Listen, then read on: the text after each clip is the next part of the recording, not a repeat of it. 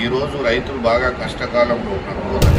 దివాళీ లాంటి పెద్ద ఫెస్టివల్స్లో ఒక రూపాయి లేకుండా ఈరోజు ప్రజల దగ్గర చాలా కష్టకాలం నుంచి నా ఫ్యామిలీని చేసిండ్రు, చిన్న పిల్లల్ని చేసిండ్రు. ఈ సంప్రదాయాన్ని తెలంగాణలో వాళ్ళే చేస్తూ ఉన్నారు.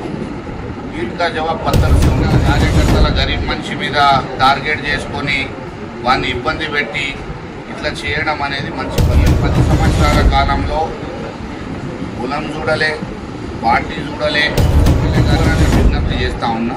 కింద స్థాయిలో ఏం నడుస్తూ ఉన్నది దయచేసి మీరు ఒకసారి సమీక్ష చేసుకోవాలని. ఎన్నికల గురించి ఎట్లా దూకా నడిచింది అందరు చూస్తూ ఉన్నారు. మొత్తం ఎట్లా నౌటంకి ఏంది, ఏమైంది, ఎట్లా ఎన్నికలు తీసుకోవాలి,